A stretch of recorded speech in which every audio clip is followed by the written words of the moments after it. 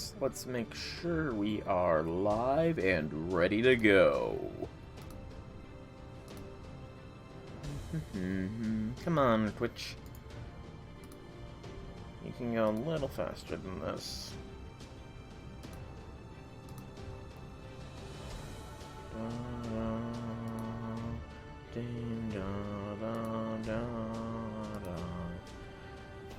Come on now, Twitch, please. Start showing what I freaking want. There we go, finally. And we have audio as well. So, hello, people of the internet. It is I, Soulrack Dragon here, back with more Fate Grand Order, where today we should be finishing off the Tunguska Singularity thing. What's it? Not really sure exactly what to describe it as. But we get some commemorative login bonuses, as is standard. And New Year's Countdown login bonus. Muramasa gets some friend points, and we are jumping into the quest directly. So, the decisive battle against Lost Belt Beast the Fourth. Formation is restricted. I'm going to see if I can't pull off a MASH solo here. Display all servants and craft essences. No. Do that. There we go. Let's see. Is the Georges still on the friends list? Or no? Something is telling me it's a no. Probably. Yeah, so I might not be able to go in with the perfect setup for a MASH solo here, but we'll give it a couple more refreshes just to see.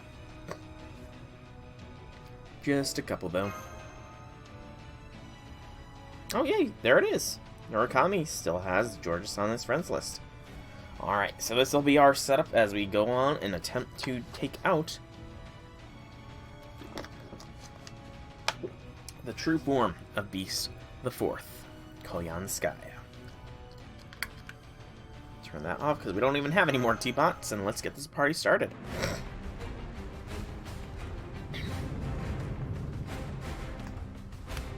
Ooh, just popped my elbows real nice there.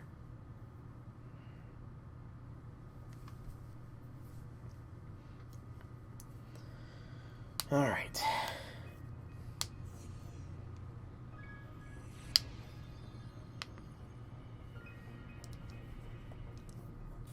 Evil of Humanity, Reproduction. Okay,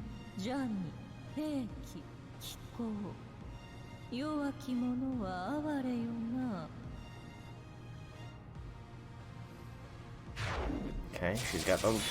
She's got those. We just got a bunch of buffs.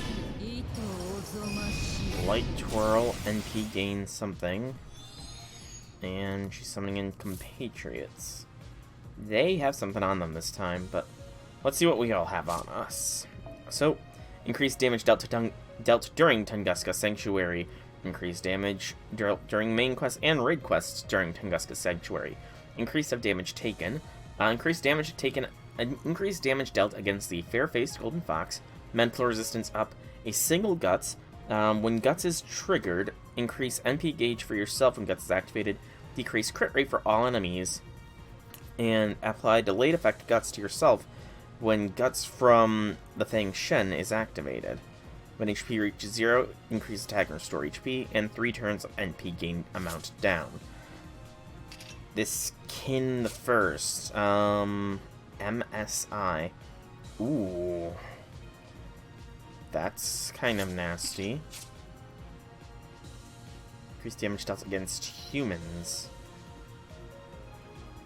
Survival Stone, and decrease quick stars each turn. Increase all enemies' quick cards. So, quick and arts are less effective right now. She does have a curse.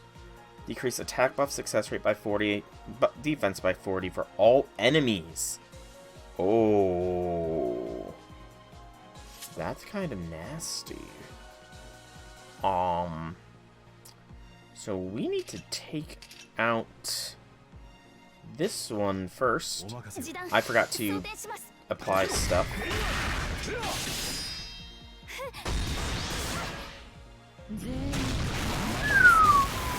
Yeah, I should have applied the target focus. That's my bad. That's really my bad. Yeah, let's try that again, but this time with target focus active. Because we shouldn't be a dum-dum. Yeah, that's my bad. I completely forgot the skills of my team. I was so focused on the skills of Koyan and her squad. Please still be there, Georges. Hey, he is. Alright, let's try this again.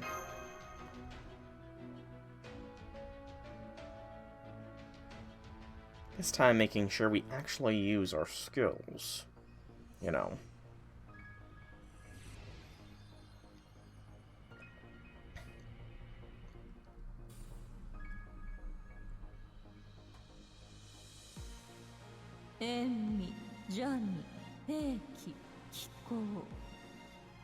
Gotta say, I do like Koyan's beast design. It's very much out there.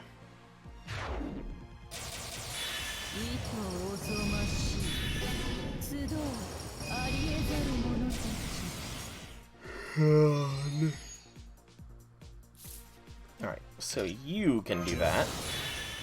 Ooh, so that's what that buff success, that buff rate means, because the defensive buff missed. That can turn out to be quite nasty.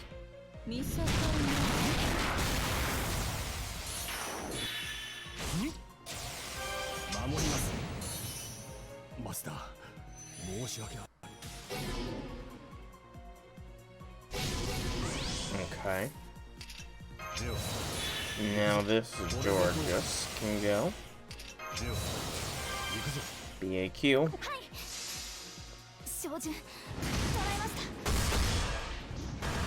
I don't know. Koyan's attacking with AoE.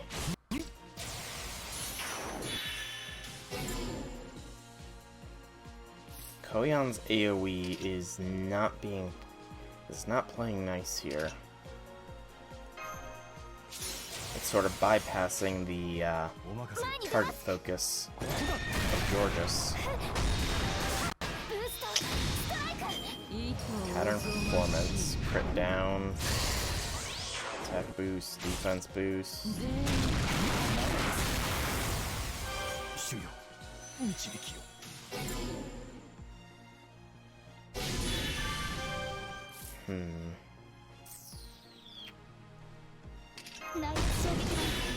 The invincibility missed. Fuck. Yeah, this is... Why didn't I do a BAB?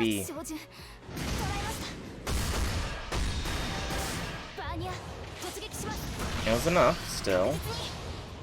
That increased Tamamo's HP, though.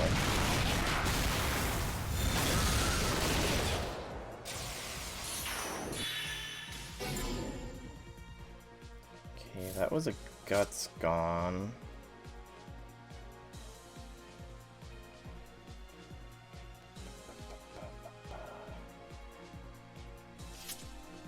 Delayed effect guts when apply after 5 turns. Apply guts to self. Ooh. So if Mash can somehow survive for 5 turns, she's got another guts. But that's a big ask. That is a very big ask to survive 5 turns.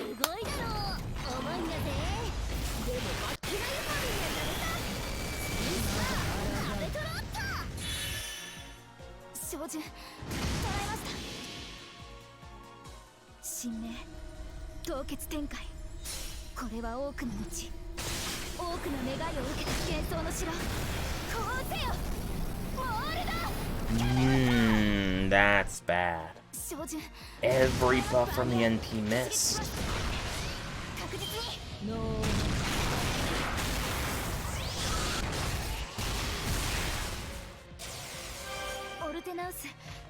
Okay. I think I can firmly say that soloing this with MASH is not possible. I can firmly say that soloing this with MASH is not possible. Hey J6, welcome to the stream. Happy things, happy things. Okay. So the MASH solo is nothing but a dream.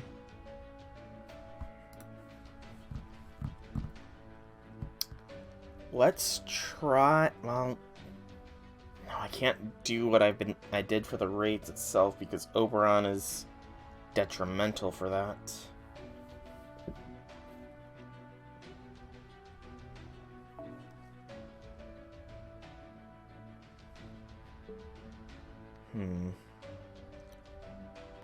Alright, we need to go serious mode. Show me Melusine. Melusine with Empty Garden is fine. Let us get our Castoria in here. Our Castoria with her bond. Waver. Merlin. Scotty.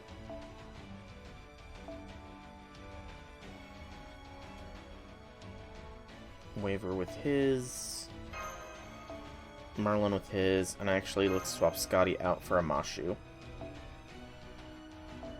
A Mashu with that as a last resort.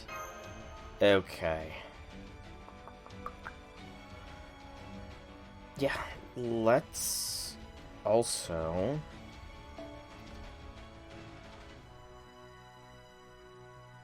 keep that one, but it is character skin? Yeah. Throw her skin to second ascension. So that way we can get the third skill to get us a NP first turn.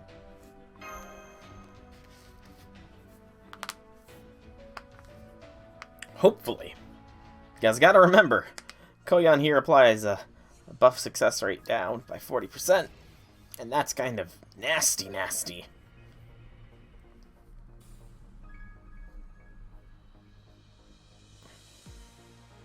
That is a very nasty effect. Hopefully it goes away after a break. Because otherwise, yeesh.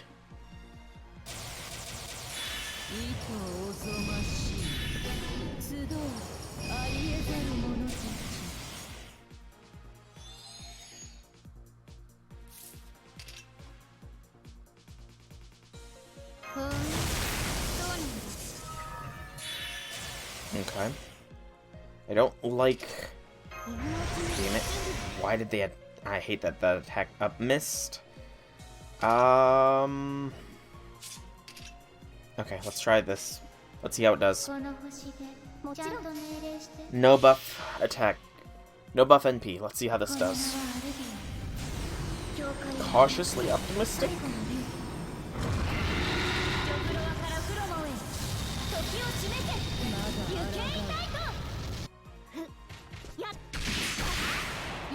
Well, it broke her, so that works. I'll take Flame Surge. Okay, so she just killed her summons, but she also hit me with something. I didn't see what she hit me with. Oh, more friends to deal with. Fantastic.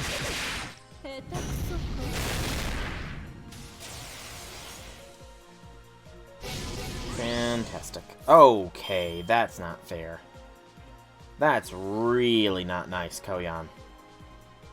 That's, like, really not nice. What are you doing?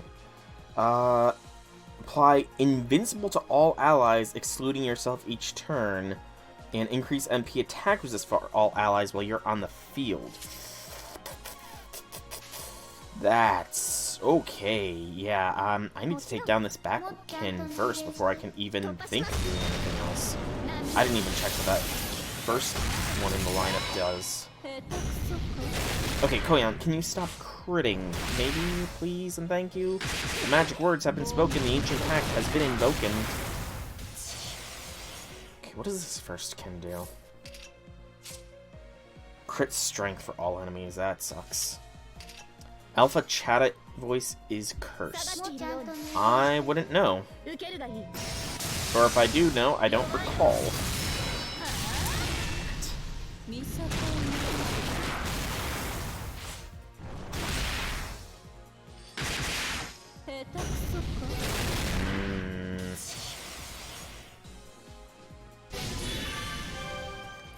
Castorio is not who you needed to heal, game.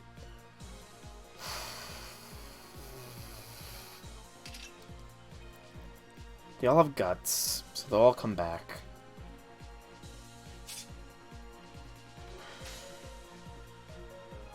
It'd be a waste. No, wait, no. Their invincibility's gone. So now is the time to do this. That.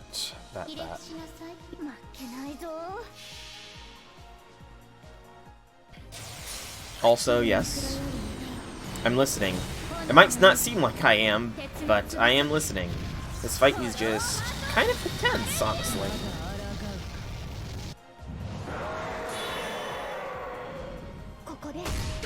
You found quite the haul. Oh. Life celebration. So there's that guts. Procs.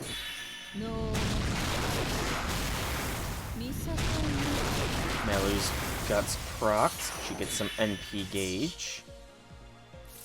And now...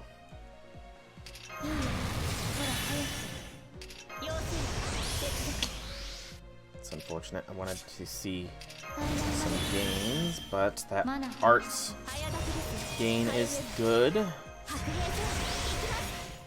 What's the order? Gotta think of order of operations here.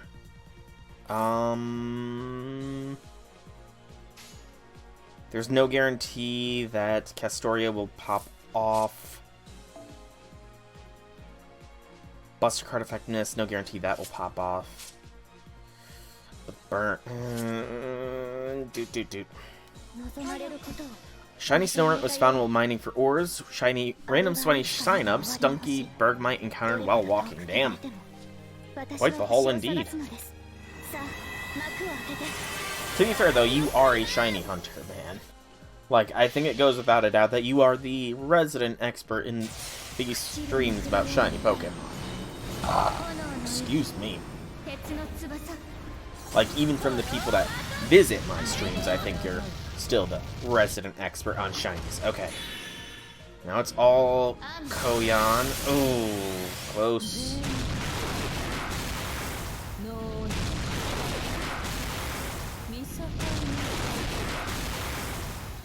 Middle Castoria barely did. Okay, she got stunned for a turn. That's good. Melusine, let's...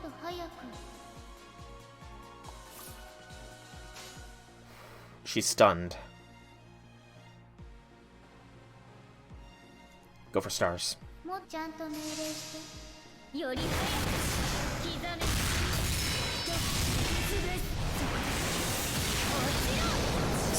Y6? Waves lapping. Defense decreased. She has something with invincibility. Disastrous curse has been applied. Guts for Castoria went off. Full party of big round boys. Fair enough, fair enough. Okay, what do we got? What did she just get? Chance to ignore evasion and invincibility. That's annoying.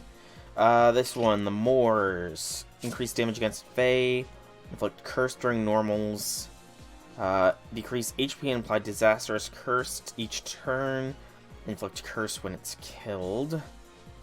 And this one, decrease one enemy skill cooldown by 1. Oh, that's a big no.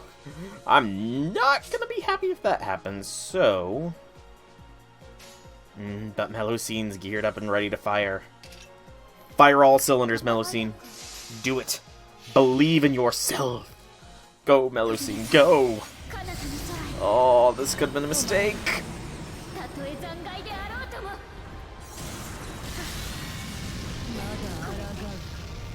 Okay. Backline survived. That's annoying.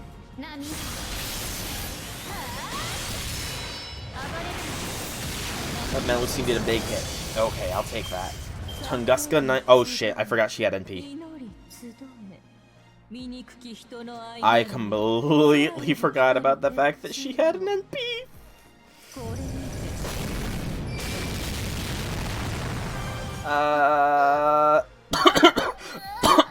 Oh no, the game crashed. Oh no, the game crashed. To be honest though, there's no surviving that, I don't think.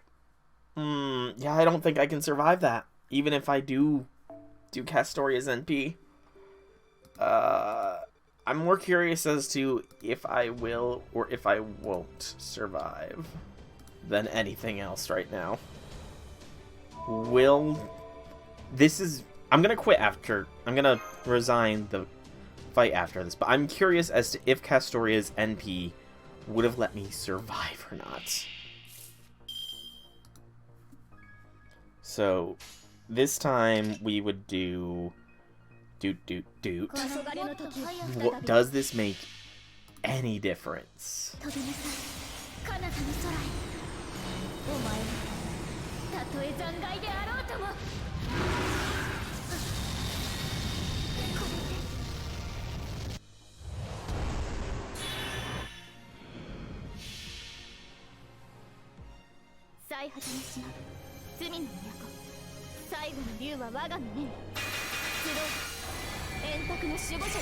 Nope, Melusine still goes down here. Okay. Yeah, I still lose Melusine here. Because anti-enforcement defense did not hit Melusine. And I lose that Castoria. Okay. So yeah, this one was a wash. Alright. We're learning though. That is the important part, is that we are learning.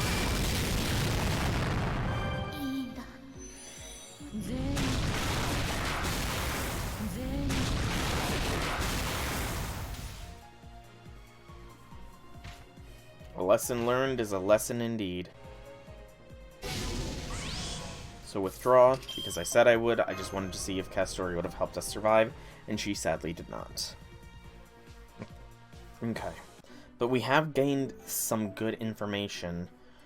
The primary bit being that when she is when Koyan breaks the first bar, she increases our cooldown of all of our skills.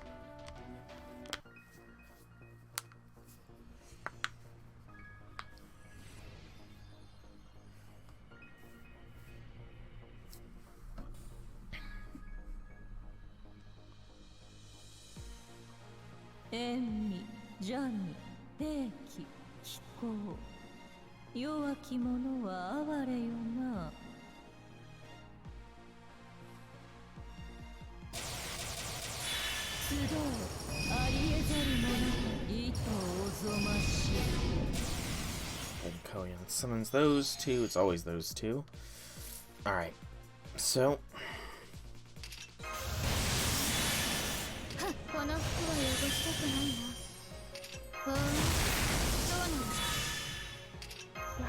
I want to mainly get attack boosts up here.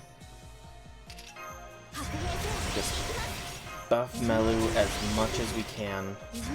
Buff everyone as much as we can. There we go. We got a lot of NP gain boosts here. Doot. Alright, let's see if we can't just wipe through this first wave no issues with Fear Buster power.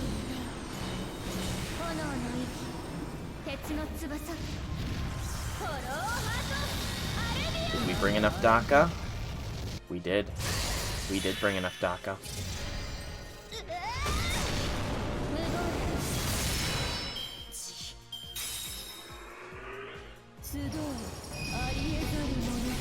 Yeah, it looks like that is an inevitable thing to to get the skill cooldown.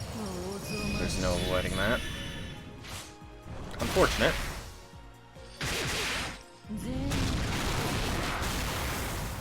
But not impossible. Not that it matters too much here because this backline can have the applying of invincibility to the rest. Would have loved for that 90% crit to go off, Melu. Absolutely would have loved that. It's a buster crit as well, but no, just couldn't crit. Good job. Okay. Doot. Cleanse those debuffs. Give me a chance of invincibility on attack boost.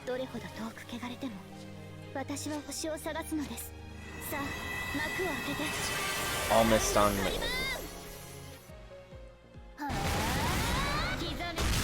Close.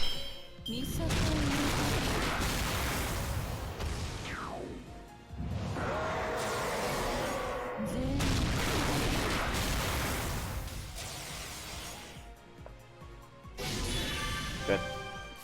Alright. Now Melu Smack. BAQ. Classic story. Everything misses, because of course it does.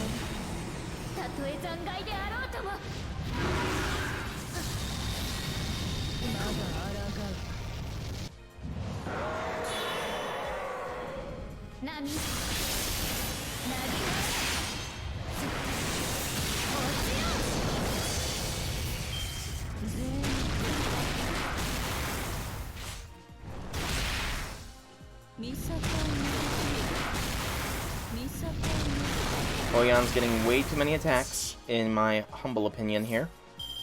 Way too many. Throw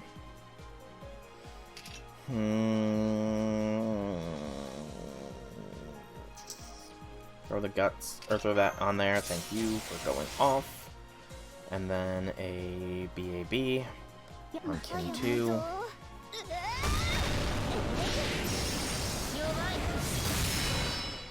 No.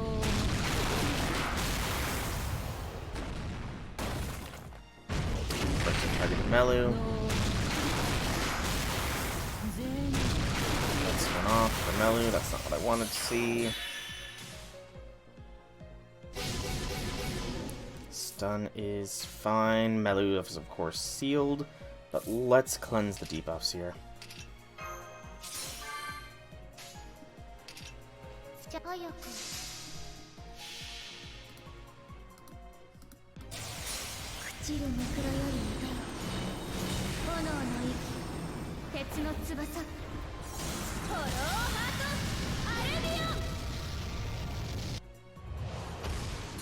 First Kin goes.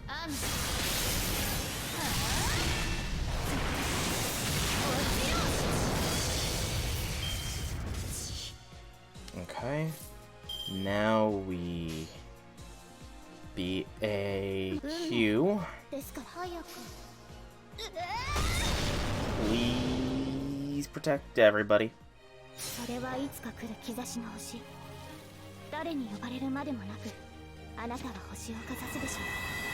Oh, thank God. Whew, if that anti-enforcement defense didn't go up here, Melu would be done.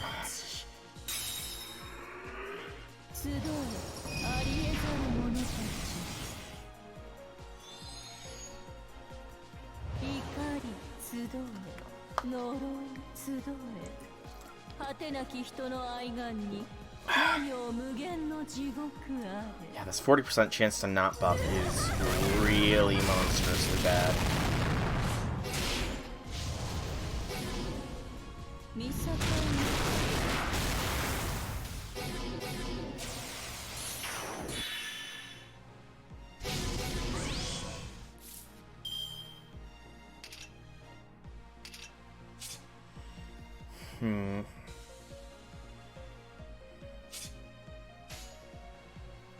Keep the heat up on Tamamo, or This skin is a pain as well.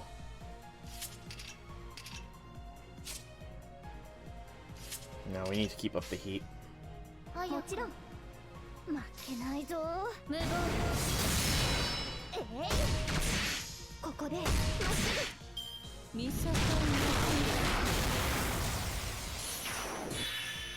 course you target Melu. Of course you target Melusine.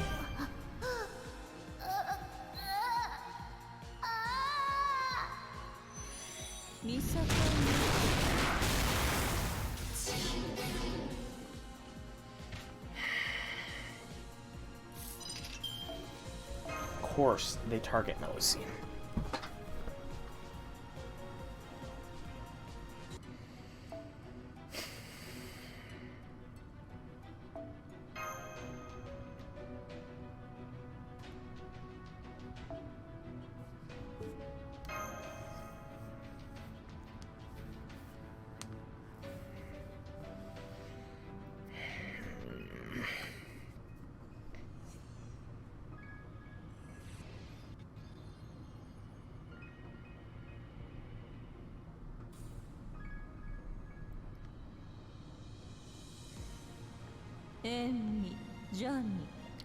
Excuse me.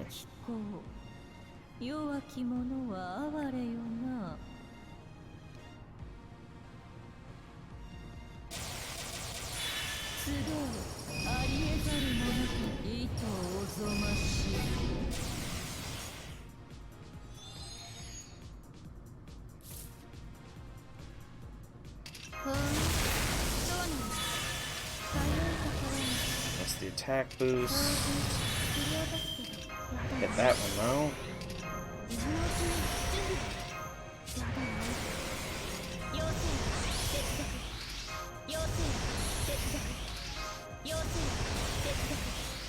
Come on, Melu. Just show off your unbridled power.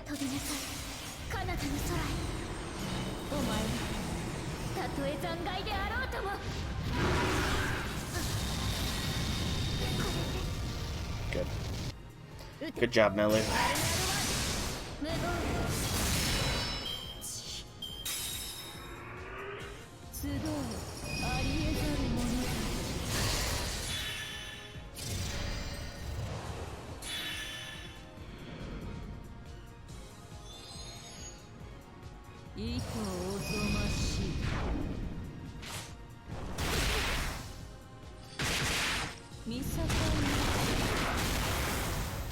Ryder goes first. And of course I get a poor turn.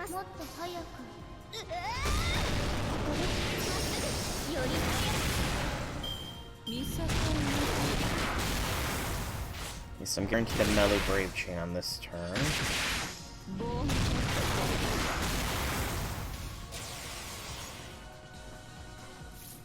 Bah. Come on, Melu, crit to win. There we go, Melu. Also, Kin 5, that is Surf out of Surf from Lost Belt 5.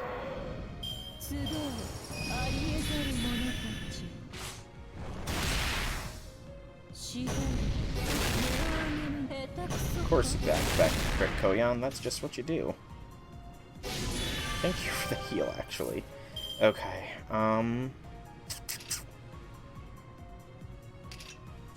NP.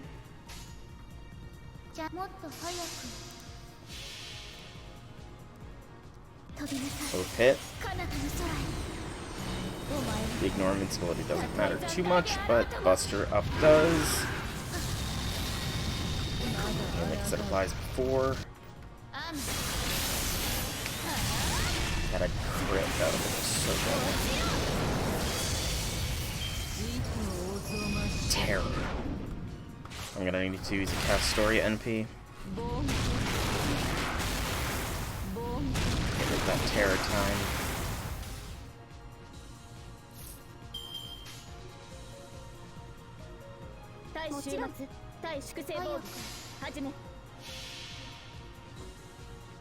Maybe get anti-enforcement defense to keep us safe for round.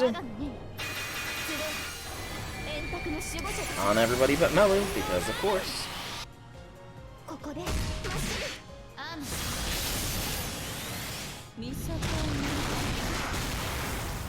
He's not... Oh wait, it doesn't matter who. Okay, backline Castoria's Guts has procted. Bitch just keeps getting the attacks. Okay.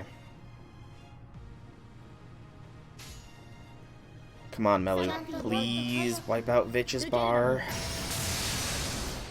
Good.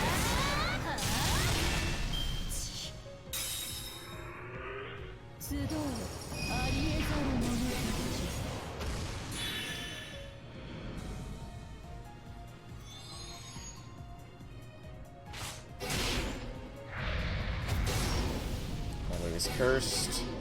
Castoria gets procted. I don't like that the backline Castoria is still vulnerable. Risk it. Good. Just in case. And then doot. Mainly for the 300%. Overcharge Castoria, because if it hits, that's 3 Invincibles. When I primarily need 1.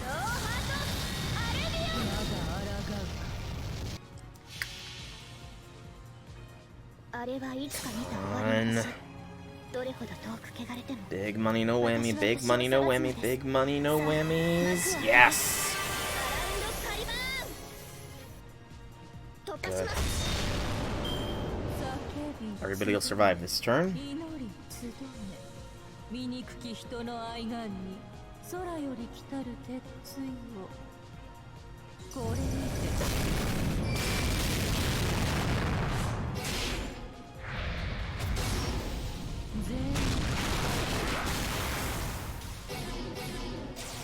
Unless, you know, Curse hits like a bitch. Okay.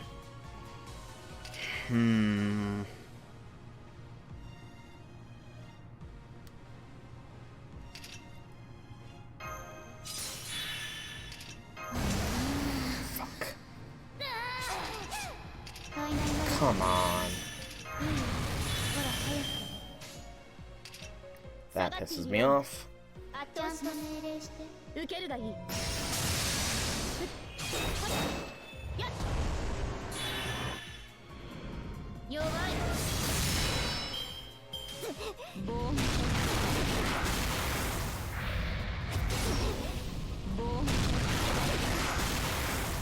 Alright, we're down to Castoria. What's up, J6? Oh, we're down 2 Castorias, fuck.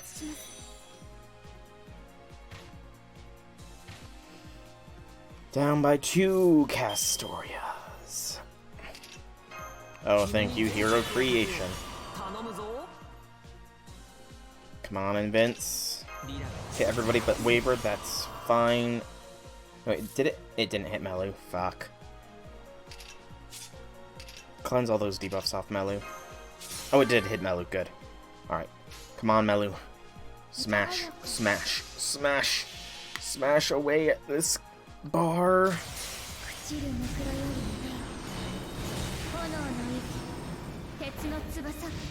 Congrats on the shiny Kadabra. It's better than a shiny Abra at the very least. Okay. This bar's down. Good. And then there was one.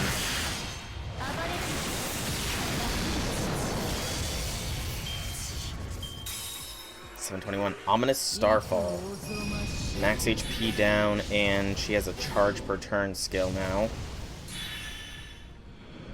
Final wave. In the third, so we got a tank. And we got another one of those gun bastards. What do you guys do? Oh, wow, I didn't even realize poor... Oh, God, I just realized how low my HP is overall. Holy crap, that's low. Alright, what do we got to deal with? Remove 1 to 3 buffs from all enemies each turn, as well as increase Koyan's special resist. Oh, fuck.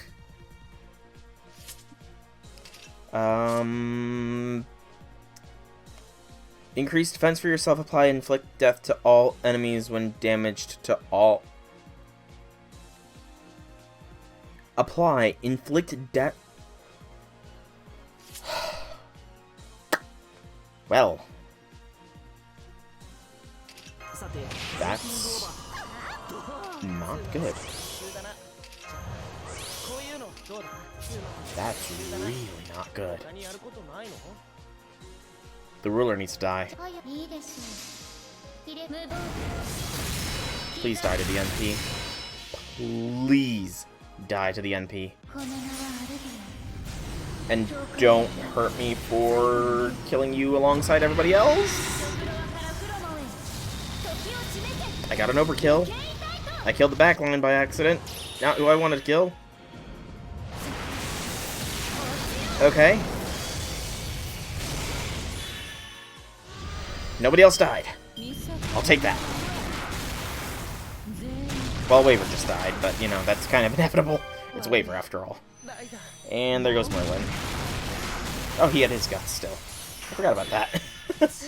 And now it's Mash. Okay, we're facing down the beast alone.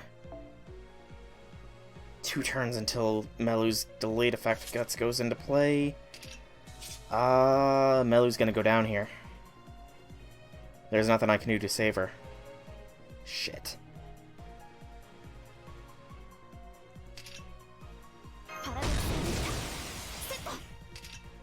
I wanted that immense.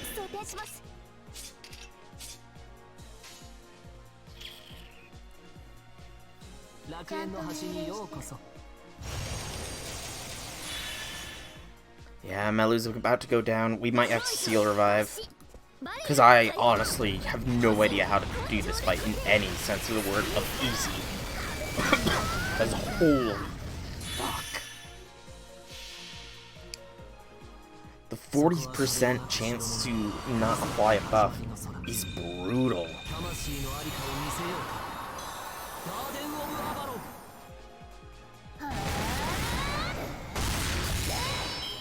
Unless this debuff I just hit her with keeps Melu alive.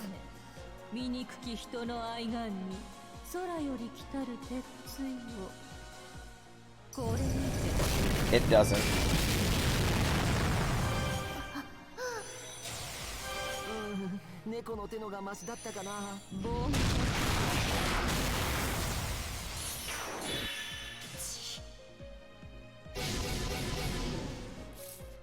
Alright, Mash. It's time to smash to your heart's content.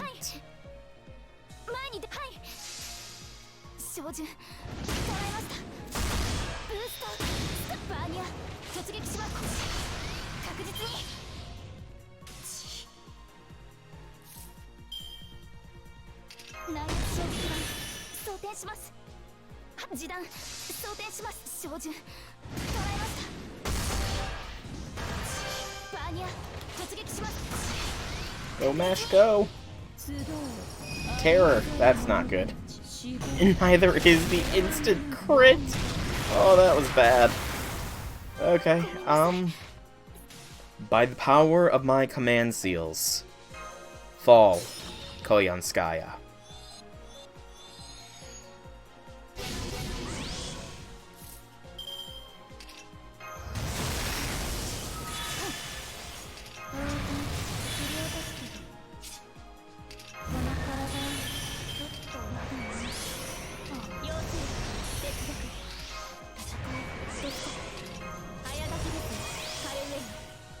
You know, maybe I technically am. Technically, aren't I?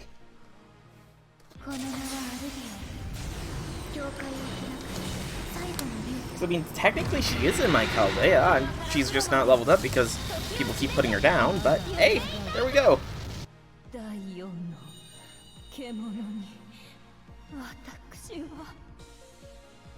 That was kind of a sad end statement there.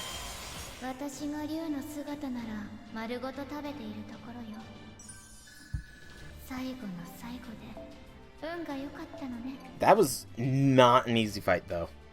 Like, holy fuck. That was not an easy fight. That is a... I honestly think that was tougher than Cernunnos. Honestly, that was probably tougher than Cernunnos simply because of the 40% chance for a buff to fail.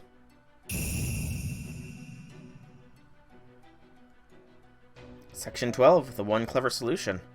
Well, we've snapped Koyan out of her madness state, or beast state. Let's see what Taigong's plan was, because he did say he had a plan. Also, if I'm right about Koyan's motivations for being a beast, and those being that she dislikes the evil part of humanity that's all about killing and wants us to go back to being peaceful, so she wishes to tame us, essentially, to make us peaceful again, I feel like I could sympathize with her to a very, very slight degree. Because I, too, very much dislike the death and destruction that humanity does bring about, mainly to itself. So yeah, I do think I sympathize with Koyan to a slight degree. Not the first beast, either, that I've sympathized with. Definitely not the first, and probably won't be the last, either, if I'm being honest. At first... Tunguska explosion. At first, there was light. Then, heat. Then, the impact. And finally, sound. The prayers of all the animals that lived in the Tunguska woods, and the enormous roar of the sudden death that had been engraved upon their souls, all mixed with the great airburst of the meteor that had fallen from space. Diffusion and condensation, implosion, traces of impurity that bent and distorted the fabric of space-time. That was how this beast came into being.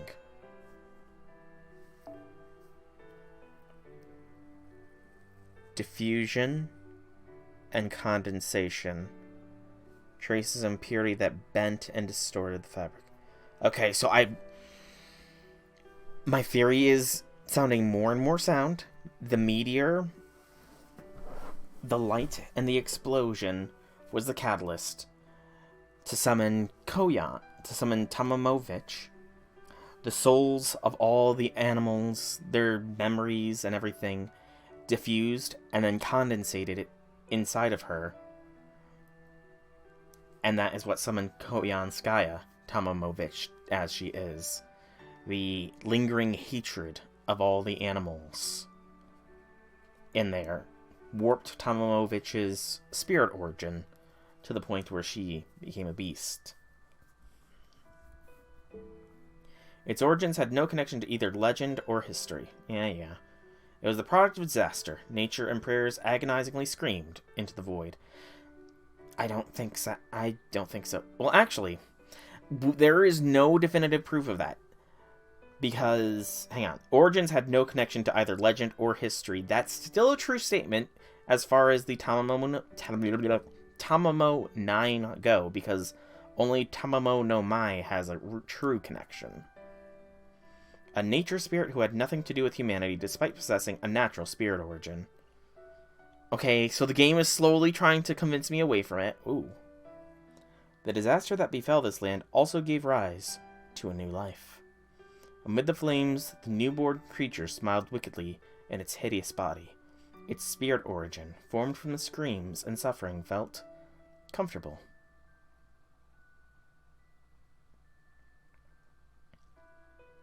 They're the same. Annihilation by natural disaster and annihilation by pillaging. They're both the same. The beast was born smiling in delight.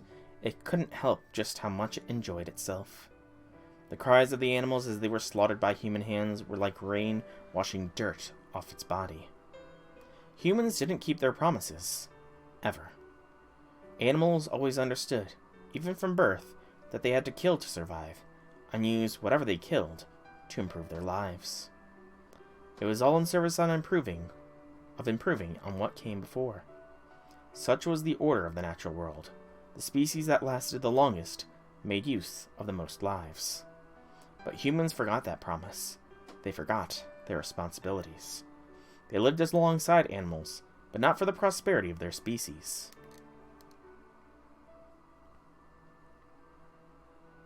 Then why? Why was the ground drenched in blood? Why had so many species gone extinct? There was no answer. Of course there wasn't. Humans never had a purpose for doing what they did. The beast felt no anger, no grief. Its very spirit origin was born from a natural disaster. It would side with neither humans nor animals. But it was troubled by the unpleasant sense that something did not add up. Coexisting for happiness, not to flourish. Raising animals to share in their joy, rather than to protect them. Affection and taming, as animals that love was inherently contradictory. In the natural world, love is what those who raise children feel. But the idea of raising something solely for the joy of it was alien to the beast. To me. And yet...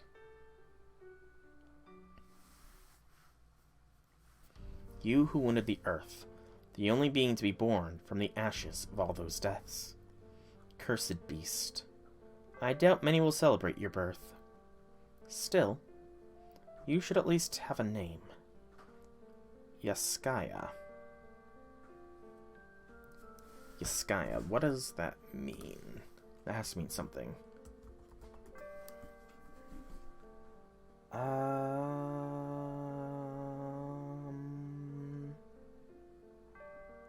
There's a lot of Yaskaya stuff. Hang on.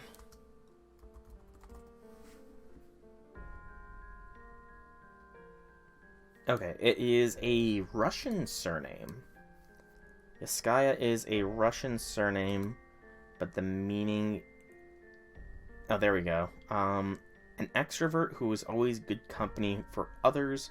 Friendships hold a great importance for you. Loyalty is something essential in your relationships with others.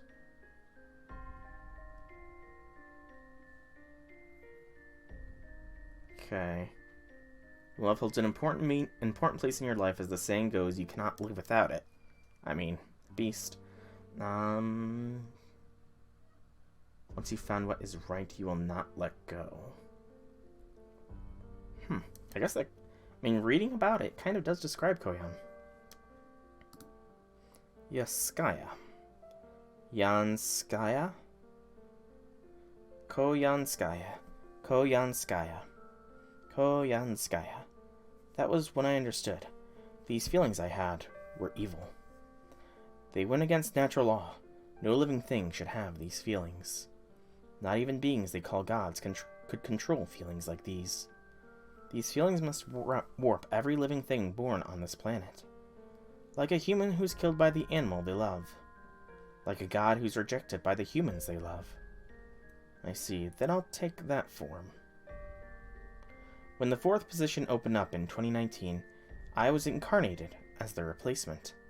If affection, taming, was evil, then I would follow those laws to the letter, evil creature that I am. I would take over for the god who once denied that same love. I was born without a father, without a mother. Lacking a father to inherit anything from and a mother to be born from, I came into existence as a singular being.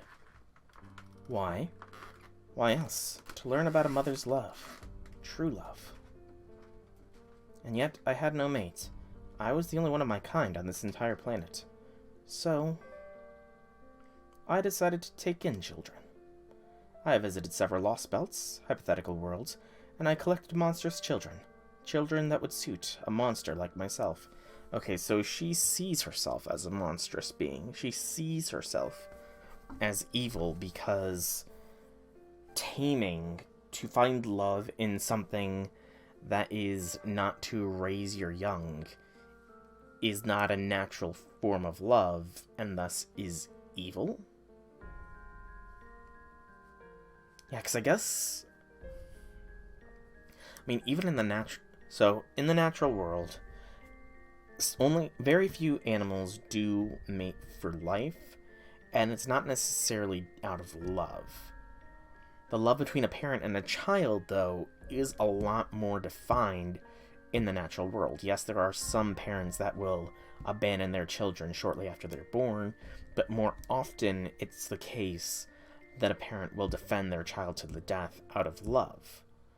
So that is the kind of love that is the only truly natural love in the natural world, and all the other kinds of love are not genuine love, is what Koyan's mindset is. So she loves humanity in the fact of that she wants to revert humanity back to that form of love, to love them like a mother would love them, somewhat like Tiamat, I guess. She and Tiamat have a fair bit in similar, don't they? The children I took in were incorporated into my tales, where they gave up their souls and their DNA. Of course, they didn't do this by choice. They simply mimicked the story of the spirit origin.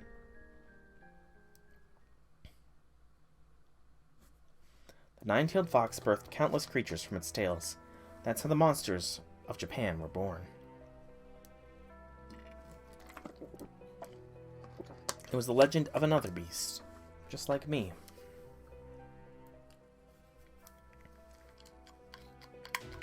The fair-faced golden fox, the nine-tailed beast. I decided to follow its example. I would obtain 9 tails, and through them, 9 children.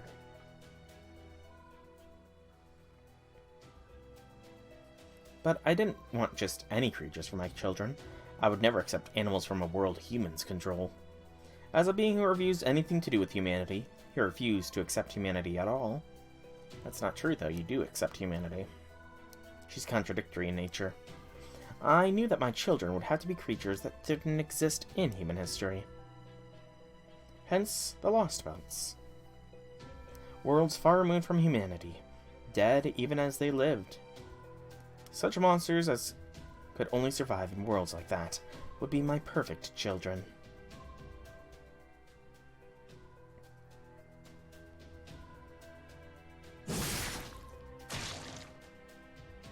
My first.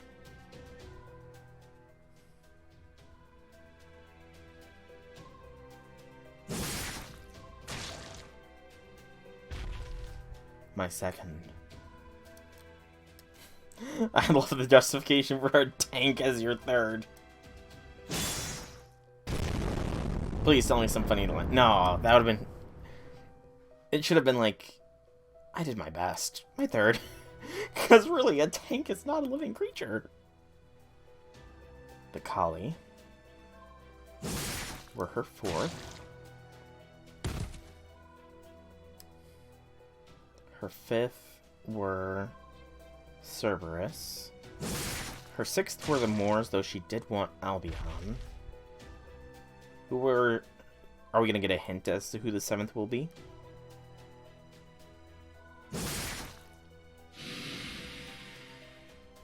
My sixth.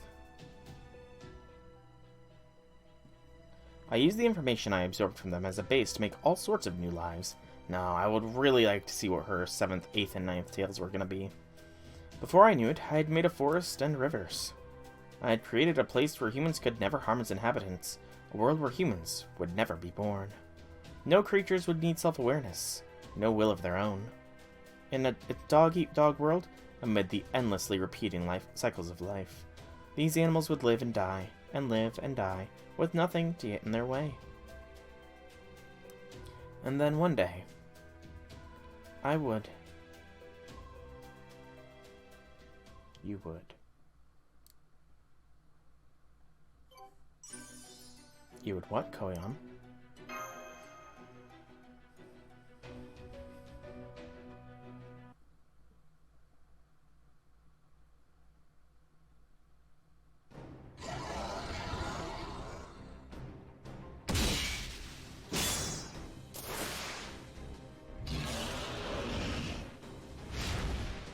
Ah!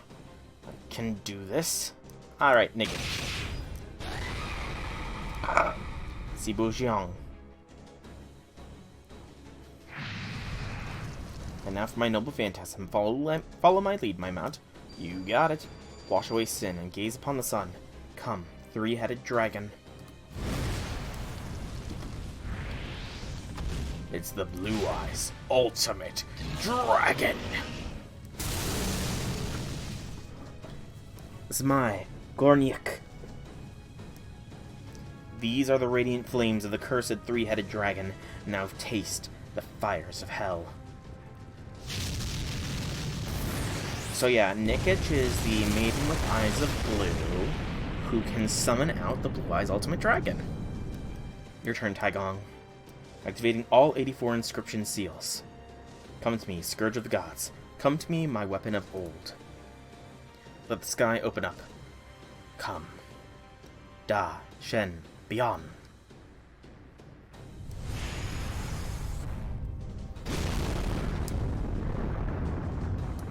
He's anticipating. That was Nikich using her strongest attack, then Taigong doing the same with an anti-beast cherry on top.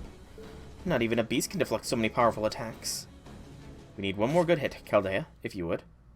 Mash, by the power of my command spell. I used 3. Hit her with everything you got. Hey, yeah, we're using all 3, so it's canonical that we use all 3 command spells in this fight. From above, Bunker Bolt point blank. Nice mash, you nailed her right in the head. Too bad you didn't notice me tossing mash skyward, beast. Nice of you to make the ceiling so high for us. Thank you for helping out, everyone.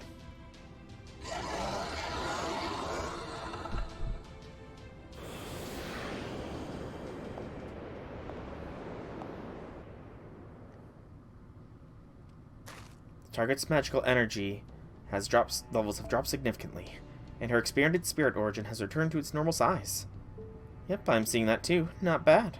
Her human form looks the same as it did before, but her combat effectiveness is way, way down. And it looks like the 4 spatial or ocean beasts are nowhere to stop too. The mass of her spirit origin is, whoa, still over 200,000 tons.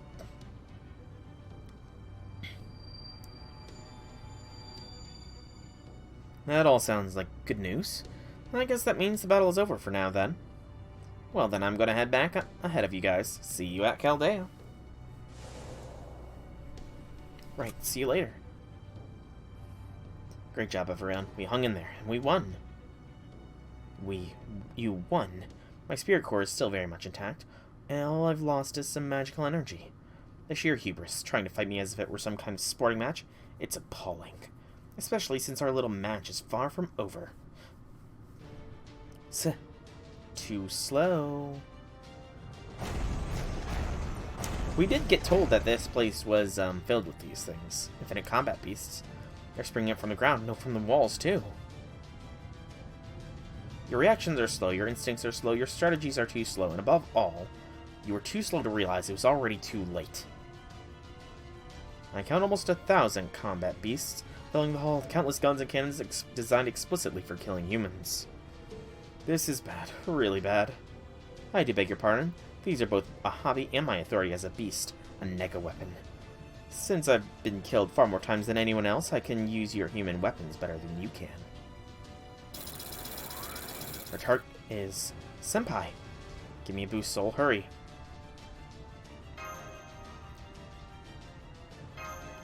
There's that last command spell. Ah! There's a Damask.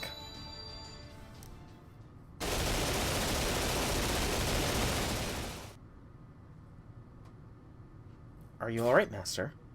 Yep, Nikich protected me. Nikiti. Nikich, you took all those bullets. Oof. My second noble phantasm is an armored conceptual weapon. Not that it lasted very long against those bullets, but hey, I'm still alive. Nikich? That was quite the attack, alright. Can't believe you can use human weapons better than humans can. Yeah, you have a right to call yourself an evil of humanity. That's bitterly ironic. The only thing is good for is killing humans. It's not enough to bring down a heroic spirit, especially one who is always closer to nature than civilization. So it only worked half as well on me. Still pretty painful, though. Yeah, I think this is, the proper Nikich's wife. Well, thanks. Well, this isn't great. Pretty sure I can't do that again, not even with another command spell. Thank you, Nikich. Don't be silly. Now that we've formed a temporary contract, I just have as much obligation to protect you as I do the Grand Prince of Kiev.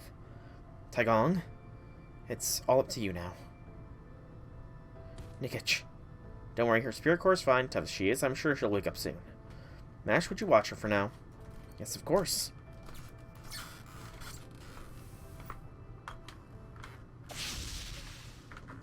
Pardon me, Koyanskya. You get it right, trying to think funny, anything at all, and I'll separate your head from your shoulders. So I'd call this off if you know what's good for you. Well. For the time being, it looks like Koyan's been neutralized. So far, so good. Of course, we're inside her reality marble now, so she may very well die if we cut off her head. But what if she doesn't? She'll probably either summon an infinite number of lost kin or an infinite number of large combat beasts will open fire on us. If she does, I can't be sure we'll be able to keep Lord Soul safe this time. And if he dies, the chance of restoring proper human history dies with him. So I have to do something before that happens. Just stay calm, Taigong. Stay calm and activate your thought keys. Tomomovich Koyanskya, a lost beast who created a sanctuary in spite of her hatred for humans. What in the world are you? Initiating remote contact with the target spirit core success. Beginning real-time analysis.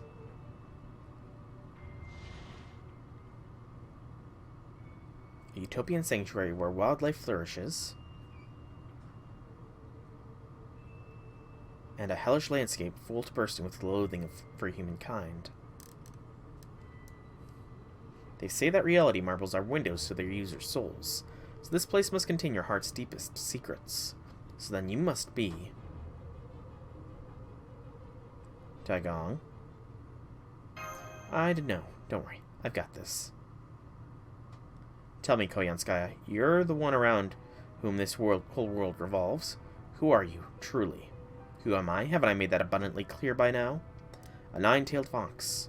No, you are not Daji's shadow. I sense nothing of that Millennium Fox's spirit with you. You are indeed a beast, an evil of humanity, and you may look like the fair-faced golden fox, but you are not her. So then, why are you a beast? Why did you choose this place? Why do you hate humans so much? Why are you who you are? And why are you here? That's right, the question is... why here? Why this place which once suffered a massive explosion? Why did you become a beast so proficient in killing humans? Why are you trying to become a nine-tailed fox like Daji? Maybe Koyanskya and that explosion are connected somehow. Yeah, I did say that, didn't I? Gotcha.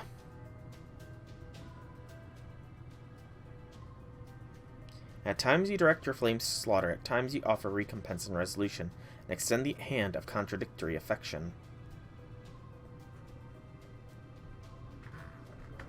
And I can see that there's something you love, too. Analysis complete. Retrieving spell, disengaging remote contact with the target's spirit core. Koyanskya, I'm going to ask you one more time. Did you come here from the sky? Oh, and what would that make you think, Taoist? From the sky? No, let me be more precise. I know what you are. You're the power of the explosion that ravaged Tunguska over 100 years ago. You're the lamentations of the animals who were wiped out that day. You're the screams and suffering of nature itself. You're the despair living creatures feel for sudden death. You are the cursed prayers of the agonized howls that were burned into this place, Tunguska. All melded together to become a beast in flesh and form. That is who you are. Miss Tomomovich Koyanskya. Yeah, we kind of figured out a lot of that. Still not convinced that there's not any bit of the original Tomomovich in there, though. Still not convinced. That meteor could as very well have been the original Tomomovich somehow being sent here and exploding.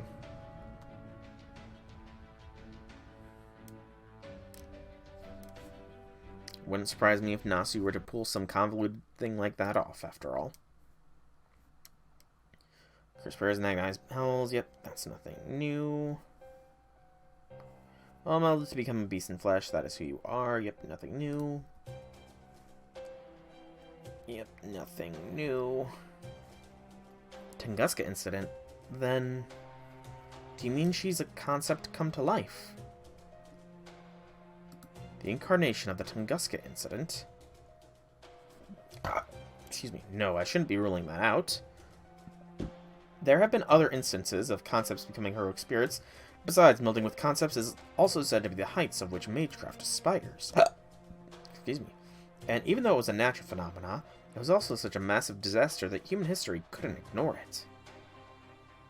Which means it becoming a ghost liner isn't at all out of the question.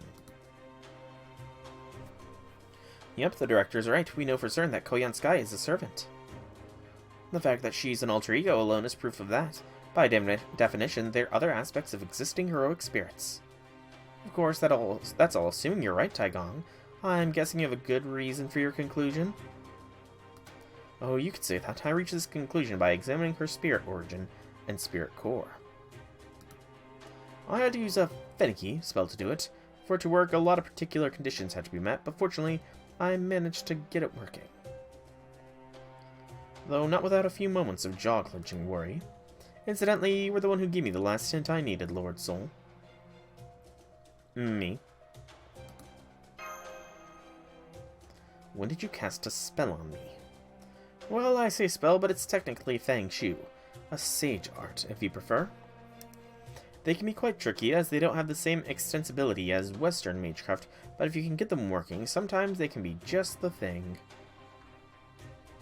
Suffice to say, they can do all sorts of handy things. Oh, really? Like peeping at a lady's secrets. Exactly. I took a look at your true nature, for example. I know. Miss Koyanskya, you don't actually care about humankind one way or the other, do you? Hang on, that can't be right. We've all seen how cruel she can be, not to mention her obsession with sadistically torturing humans. If she really doesn't care about us one way or another, then why would she? But it is the very fact that she doesn't care that allows her to be so impersonal when dealing with us. Don't get me wrong, I'm sure she really does hate humankind, but not have to go out of her way to eradicate them herself. She loves and hates us. And she'll just toy with us now and then, though her idea of fun does tend toward the bloody. Still, in the end, her interest in us extends only to enjoying the show as we're eradicated. And that's because deep down, she honestly couldn't care less about us. Well, Koyan, is he right? Go on, say something. Oh, Fox got your tongue. In the year 1908, a massive explosion occurred over the forests of Tunguska. With it came a blinding flash, an intense heat, a massive impact, and many sudden deaths. I'm sure there were some animals who must have confused that explosion for gunfire. But it was in fact simply a natural disaster that claimed their lives. That deep-seated resentment for humans is essentially no more than residual thoughts pasted on after the fact. A texture that's only skin deep. That's why you can't really get too invested in the eradication of humankind. One look at this biosphere is all it takes to see what it is you really want. That's right, there's something you value far more than eradicating humans. You figured it out too, right, Lord Soul? I think it's exactly because you don't get along with humans that... I swear the counterforce, was it? I saw records of it from the 7th Singularity, but it's truly an irritating thing. I can't believe it was able to find a heroic spirit this perfectly suited to match me. Or maybe it's just that sheer variety is proper human history's greatest weapon. Indeed, I'm very sorry about that. We do have well over 10,000 years of history to work with. Suffice to say, our side has no shortage of experts and specialists for just about any situation you can think of. So it would seem, I clearly lost when I decided to go on the defensive. Good grief, I suppose I have no one to blame but myself. It's all my fault for getting settled with an extra curse and stopping to lick my wounds. If I really wanted to kill you all, I should have taken the initiative and gone after you myself. Oh well.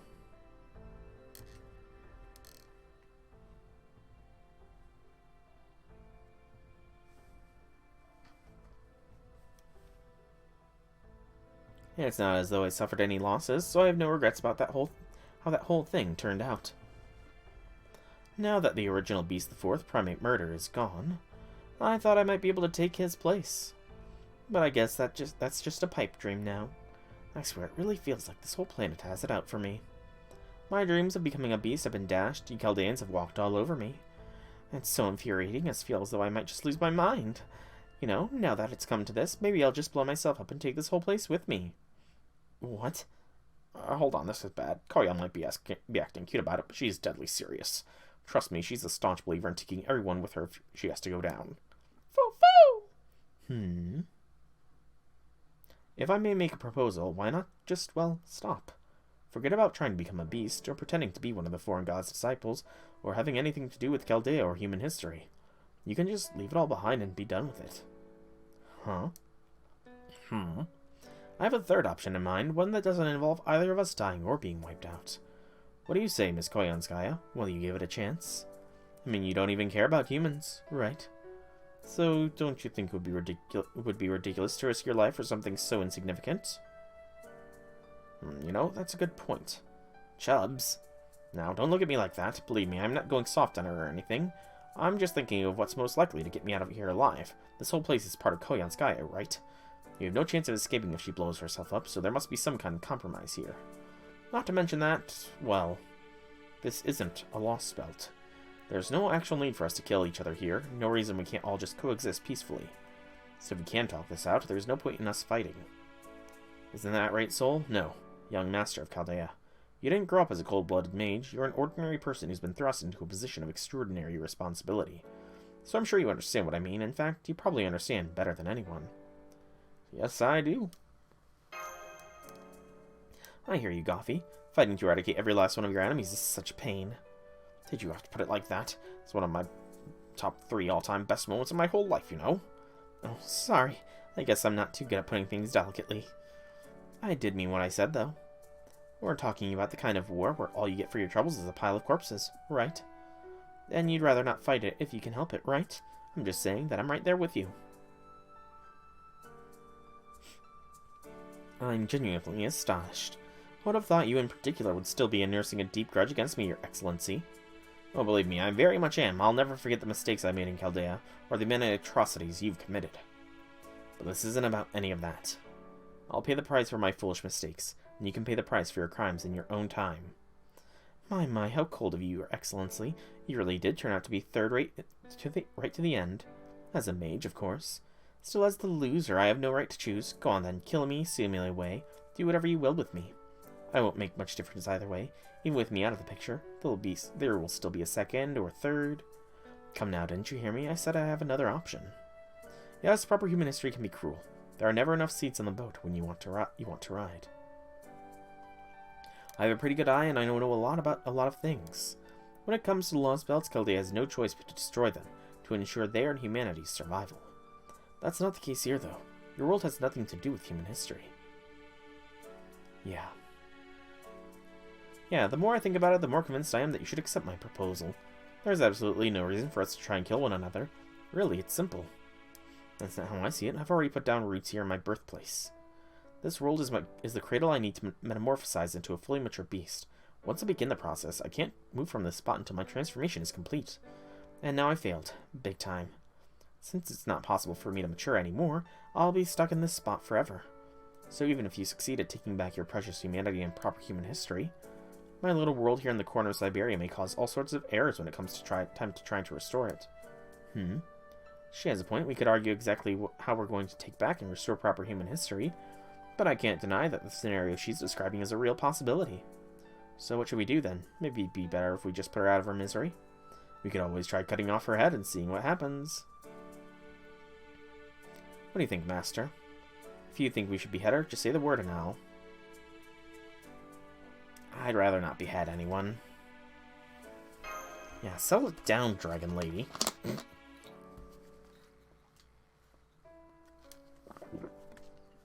Fine. Wait, you're already feeling better, Nikiti? Oh, you really are tough. Nikitch, have you recovered? Mash used the medicine in her shield to heal her. Foo-foo! Momo. You got in trouble. But I gotta say, I kinda like that side of you, big Sisibuki. If I may...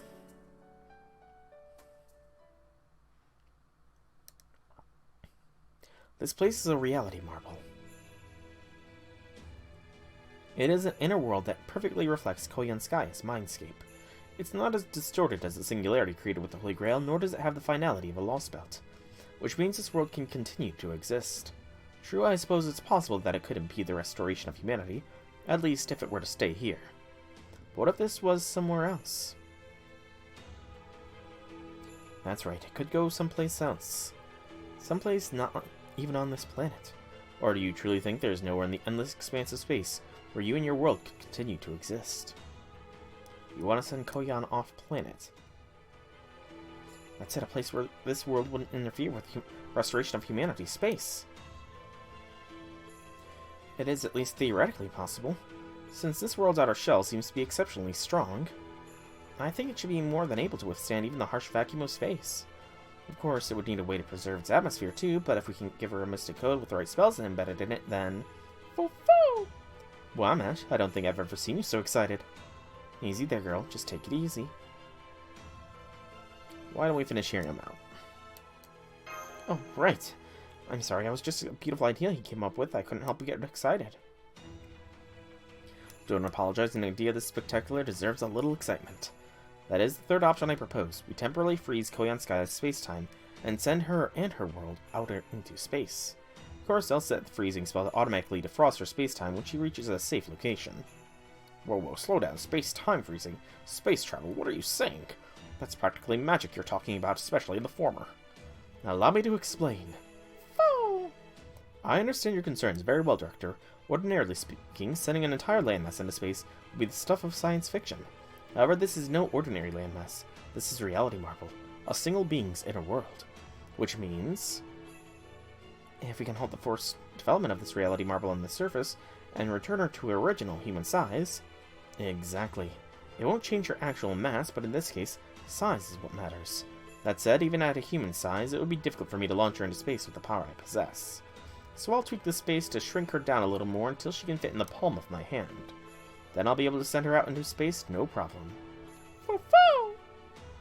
As far as freezing her space-time goes, the fact that this world is a reality marble works in our favor.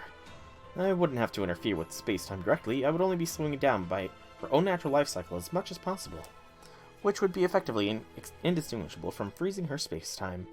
Well, Miss Koyanskya, what do you think? Well, I think... Needless to say, there would be no humans to worry about once you've left Earth's orbit. You could freely pursue becoming an evil of humanity without any humans around. You could expand your world further. And if you were feeling especially brave, you could even try giving your children self-awareness. Of course, there's also the matter of the Tree of Emptiness branches currently covering Earth's atmosphere. Those could very well get in the way of any attempts to launch you into space. Yeah, we'll just clear them out of the way. That would make things easier. So what you're suggesting is, after we cut down all the trees of emptiness, but right before we begin restoring humanity, we send this world, Koyanskya, off into space. You've got it. Now let's get started, shall we? Koyan hasn't even agreed yet, dude. Whoa, hang on. I'm still trying to wrap my mind around the sheer magnitude of what you're proposing here. Space-time freezing, space travel. And what's more, you're planning to launch an entire reality marble without even a rocket or space shuttle. Man, that sounds awesome. I mean, just calm down, all of you. Taegong, even if you could reduce her size, you're only talking about her outward appearance, right? You yourself said her mass wouldn't change. Even if you could provide the crazy amount of energy necessary to launch a landmass like this into space, how in the world would you make it exceed light speed so it could reach other celestial bodies? Excuse me. Even the Stormborder's 3 magical reactor cores running at full blast in tandem wouldn't reach anywhere near enough power. Well, as it turns out, I do know a way, and a proven one at that. Tell me, everyone, are you familiar with Noah? Noah? You know, guy with the ark? It's right on the tip of my tongue, but my brain is so foggy I can't put my finger on it. It's the one with the raven at the end, right? You mean Noah from the Old Testament? The one who built a huge ark and used it to save 2 of every animal in the dying worldwide flood. That's the one. Foo! As a matter of fact, he and I are old friends. He taught me all sorts of neat tricks. Well, he is the Grand Rider, so... Really? So that's your game. This is all starting to sound a lot more plausible now. Really, am I the only one who still as lost as a fox in a chicken coop store? I get it, because Koyanskya is a fox too. Good one, Goffy. That wasn't my intention. I may not be as good at building arcs as Noah, but I still settle directly under Lord Yuanshi Tianzun. And back when I was in my prime, I managed things that even a divine Xian would be proud of. So even if that's impossible, I'll find a way to make it happen. Can we say hold up? Koyan hasn't been agreed. That being said, I'll still need your help to pull it off. Nothing onerous, mind you. All I need is for you to sit tight and let me cast my spell in peace. Well, Miss Koyanskya, do you accept my proposal? Of course not. Have you gone completely soft in the head? Break your arm patting yourself on the back if you want, but leave me out of it. I can still kill myself and take you all with me. Why would I agree to such a ridiculous proposal I think you will, after all. This is a mutually beneficial business deal now. You just had to say exactly the right thing to take advantage of the one principle I hold dear. I think we must have gotten too close. Fine, fine, I'll go along with your plan. Beast the First was vanquished through dialogue. Beast the Second was vanquished through separation. And now for Beast the Fourth, he found mutually acceptable terms for both parties with no bloodshed necessary. Congratulations on successful elimination of another beast, everyone. You've convinced this fox to go home with her tail between her legs. Though, of course, I only do so under duress because I've lost.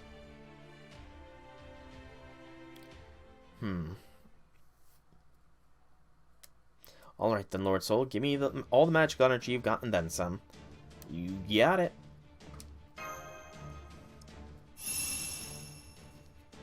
Good news, Taeyong. I'll give you my blessing, too.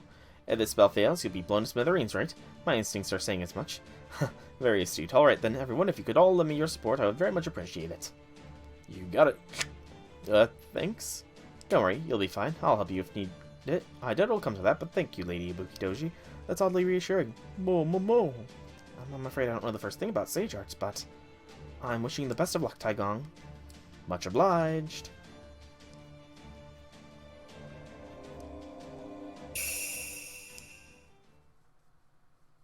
Cutscene? Indeed.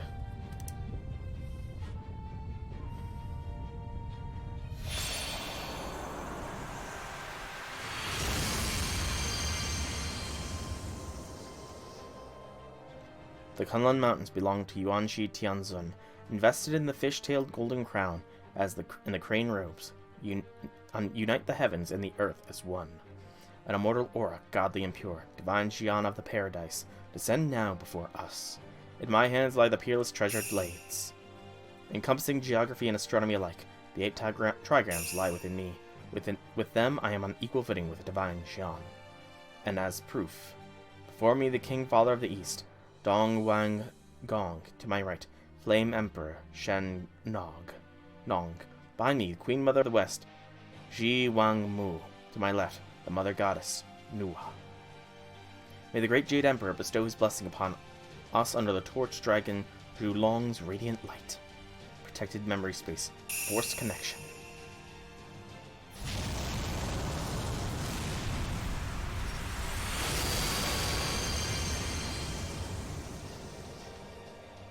With initiative from Yuanshi Tianzun, spirit from Lingbao Tianzun, and expertise from Dao Tianzun, I reach the heights of the heaven of Jade Purity.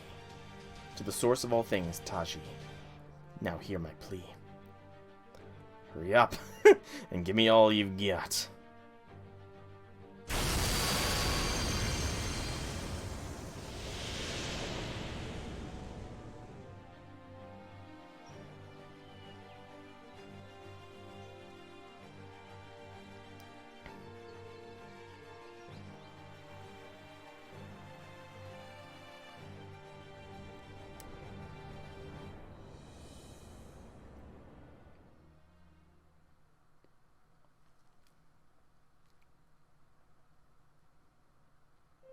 Oh, wow.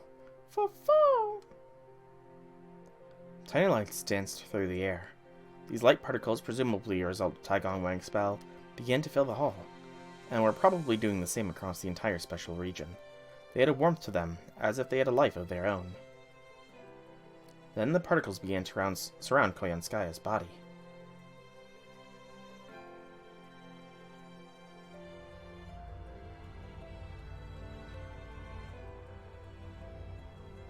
She's smiling.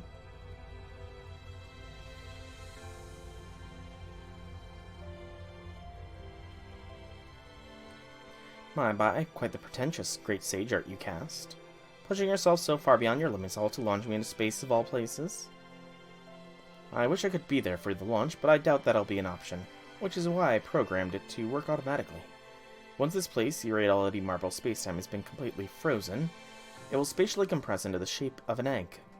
Not unlike the world egg seen in Indian or oceanic mythology. One day, when humanity begins its restorations, the skies will open up again. When they do, your world egg will be launched into the stratosphere, and eventually arrive at a place where you can live in peace.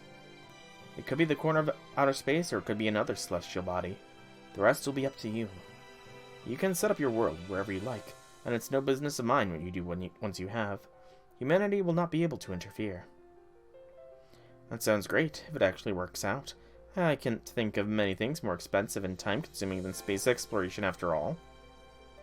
You know, I still don't understand why work so hard to resolve this in a way that lets me live. I'm not the fair-faced golden fox. I'm not the evil demon you once pined for. True you're not, it's a great shame. I too was misled by my superior on that score. My children never grow or evolve. They're little more than mindless meat puppets. From the merest perspective, you must think my love and hate are simply warped. So why save a world like that? Why would you even want to save me? I killed hundreds, thousands of animals, even more unfairly than humans. I have sworn vengeance upon humanity, and gone around acting as though I speak for all animals. This kingdom I've made has no future whatsoever, and I didn't even try to give my subjects self-awareness or wills of their own. So why? Why would you save a liar like me? Don't worry about it. This is just something I want to do. Oh, come to think of it. Did I ever mention that I can be a bit egotistical? It's hardly my place to say liars should never be rewarded. I'm quite a skilled liar myself, you know. Besides, we humans have an obligation to do all we can for you in the natural world. Truth be told, there are few things in this world more evil than humans. From the very beginning of our history, we've been responsible for countless deaths. For centuries, we've gone around wiping out other species as if our lives depend on committing mass genocide. We've killed and killed and killed, relentlessly, even enthusiastically. The number of lives we've taken must be beyond counting. We've done as we pleased, whenever we pleased. We have to make amends for these sins, even if it's impossible now. It's something someone with the power to set things right must, and will do, one day. And today, well, it's just fortunately that someone with such power happened to be around. I see. Well, thank you for that positively vomit-inducing answer. Then allow me to respond in turn. You didn't come up with this plan just now, did you? You obviously had this in mind for someone else and just decided to do it here instead. Alright, let me say one last thing, Chaldeans. I may have given in and acquiesced to going along with this plan, but don't think this means our business is concluded. If I ever decide you lack the power to clear the skies, well, you see where I'm going with this, yes. I'll crack my world egg open from the inside, put my world's roots down in Tunguska, and eat every last one of you humans alive. Make absolutely sure. You never forget that. We will, I promise. I'll remember, Koyan. What? Why are you looking at me like that? Oh, nothing, I was just admiring the brave face you're putting on. You really are an irritating little man, aren't you? But I guess that's alright. I'll play along and go to sleep, at least for now. Farewell, everyone. Aren't you going to say thank you? When somebody does something nice for you, little Yaskaya. Little Yaskaya. You named her. You're supposed to say thank you. Well. What's your problem, cat girl? What do you think you're doing interrupting my beautiful sleep just before I'm about to nod off? Are you sure this is even going to be a safe flight? Say it already. No. It's okay, you don't have to. Goodbye, and I hope we'll see you again someday. Ugh. It really is frightening how absurdly trusting you all are.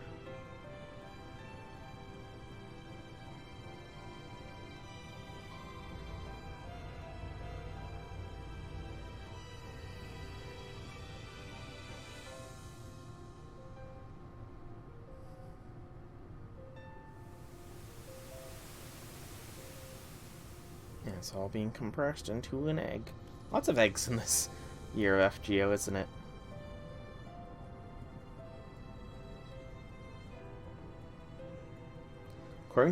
According to myth, the world we live in was once an egg.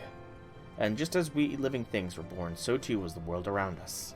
Thus this world egg contains everything, even as it rocks in its cradle. I, Taigong Wang Lu Shang, the heroic spirit, declare to all gods of the heavens and the earth. This world egg needs no protection, and no blessing. It has decided of its own accord that it cannot coexist with humanity. And so I only ask that it be given safe passage on its journey through the grand expanse of space. If possible, I also ask that my calculations for its course are perfect. Well, then again, I'm sure they already are. World Egg Koyanskya, you who contain both Sanctuary and Hellscape. You who despises humans. Peerless infant, monster born in and of Tunguska. May your journey be safe, and...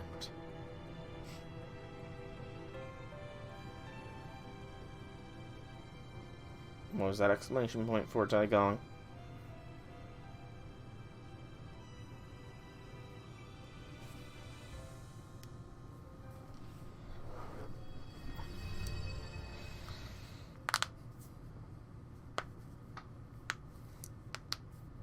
May your journey be safe, and what?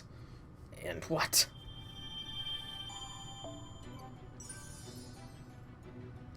Section 13. Love is fate. Fate is grand order. I had to do it.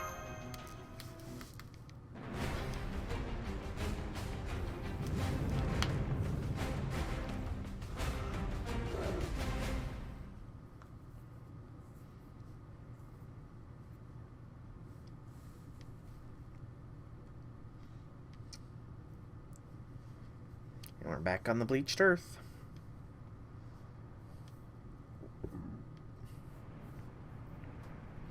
The old Tunguska forest.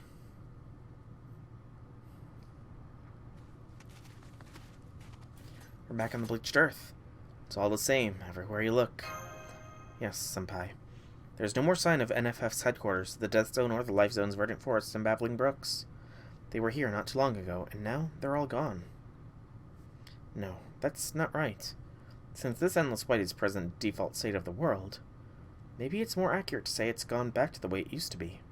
Oh, it really is all gone without a trace, huh? Where's the world egg, Taigong? I hid it in a place, time, and space work a little differently.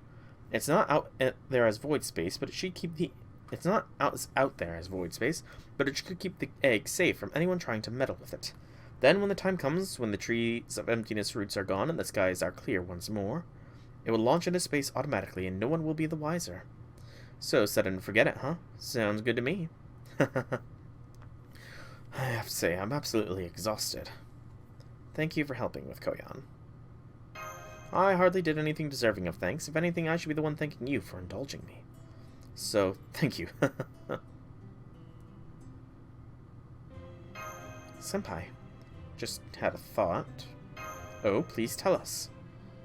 You can't become an evil of humanity without genuine love for humanity. So then, how did Koyan become a beast? Ah, now I see. That's an excellent question, and fortunately one I'm happy to answer. You know how I told her she doesn't actually care about humans at all? Yes, I remember. You said you use sage arts. Indeed, I use them to look into the very core of her essential nature. Phoo! How can I put it this? You see, when I said she doesn't care about humans, I was maybe fibbing a little. Not too surprising. What? Fibbing. Phoo! Moo. Hey now, settle down, Fo. You're scaring Su Bijang. So, you saying you lied? I did. Foo! Ow, but not in a bad way. I promise you, it wasn't some malicious deception or anything like that. If there is a kind of lie you can justify telling, it's the kind I told her. Your lie was justified. Yes, that's right. Although she actually does hate humanity, I sort of used that as a jumping-off point to convince her otherwise. I mean, she really did seem like she couldn't care less about humans, right? That much was apparent in both her words and deeds. The idea that she didn't care either way was both true and false. A lie and not a lie. So yes, she does hate humans and was genuinely looking forward to witnessing their extinction. But at the same time, given how she came into this world, she actually loves us too. Humans, humanity, humankind. No matter how much we may burn down forests or wipe out other species, no matter how much she may be aware of the fact that she can never peacefully coexist with us, she still sees us, the primates who claim to dominate this world, as just another species of animals she loves. What's more, some animals even form bonds of friendship and love with humans. She can neither deny nor ignore that. All that is to say, she has genuine love for humankind. Which is also why she resents us so much. She absolutely meant it when she said she wanted us all to die out. The existence of the Death Zone, which was filled with animosity and the drive to murder humans, the various skills she acquired to kill us, her authority's manifestation. All that was quite genuine. You remember those great horns she had, right? The mark of a mature beast? She did have those horns. Right, I saw them too. And so my conclusion is, Koyanskya does in fact love humans. But at the same time, she also hates them and wishes them dead. So much so that it made her want to swear off humankind forever. Foo-foo! Not that both loving and despising something at once is actually unusual. True. That's no less true for humans than it is for beasts. Though some of us are more aware of that fact than others. That's true. I think all the other beasts we've met so far have held those same conflicting feelings to different degrees. True. So that means Koyanskya didn't want to hate us more than she already did. She didn't want to hate us anymore. Yes, I think I understand what you mean, Senpai. I think she chose to set sail across the Sea of Stars because she wanted to let go of that hate. Not for humanity's sake. No, that's not right. She did it for all animals, including humans. Oh, it looks like my time is up. Foo-foo! Well, congrats, J6. How did you have to use seals or no? Aw, you're sad to see me go. That's so cute. Momo. Yes, don't worry, Sibu-shang. We're still going to go. Besides, it would be impossible to use a secret technique that would let us stick around, at least in this spirit origin. Though it is hard to tell which reason it is, given timing and everything. Huh? Hard to tell the reason for what? Well, I'm obviously about to return to the throne, but why? Is it because the special region is gone, and humanity finally came to collect a rogue servant who had been going around without even a holy grail keeping him here? Or is it that I utterly demolished my spirit origin and spirit core by using a divine level Xian Sage Art? Well, what do you think? Probably the second one. I don't know, you're right, this is hard to tell with this timing. Of course, I'll accept my fate either way. I am obligated to fulfill my responsibilities, given how Tomomovich Koyanskya modeled herself. The image of Daji, the fair-faced golden fox, is. Our culture is, in a way, partially responsible for her, and taking that responsibility falls to me. But hey, at least I managed to do something about it. Yeah, you did. You turned her into an egg. Well, this is it. If we're fortunate enough to see each other again, I'd appreciate being summoned as a caster next time. I may just be able to come as a grand... Nope, you didn't. You didn't come as a grand caster, Taigong. Itachi. You're supposed to come up with your farewell line ahead of time. Well, looks like it's my time too. Of course, I already know what I want to say. This was a good fight, a good adventure. I really enjoyed our journey together. I did too. We had a few difficult battles, but we saw some beautiful things along the way too. So I really enjoyed myself too. I hope we can adventure together again someday, Nikich. Bye, Chaldeans. Don't go dying on us soon now, you hear? Farewell. And you're already in my Chaldea, because that's how it works. And just like that, they're gone. Oh, I'm gonna miss having them around. Taigong, Subu-shang, Nikich, Dragon. Never did regain my memories. I really hope that doesn't mean I forget about all this after I go back to Chaldea, you know? I'll just tell you if you do remember. If you do forget. Aw, thanks, Master. You're so nice. Foo! Aw, are you trying to cheer me up? Foo! Goodbye, great heroes. You guys were a lot of fun to hang out with. If we ever get to see each other again, I hope we can go drinking next time. Yeah, we've already forged a deep enough connection. Yeah, I think so too. So, where are the various borders to pick us up? Fo-fo-fo! Senpai, it's the Shadow Border. Hey there, you are? We got through. You're both okay, and Ibuki, and so is Ibuki, I see. We're all okay too, and don't worry, the Shadow Border's working just fine as well. We even managed to get in touch with the Storm Border, so they should be coming by to pick us up any moment now. Yep, so you all stay right where you are, got that? Oh, and one more thing, I'll tell you again properly after you get back, but I think you should hear this now, too. Well done, both of you. I'm considering this Koyanskya hunt a great success, so make sure you two write your mission reports accordingly. Sir, yes, sir. Understood.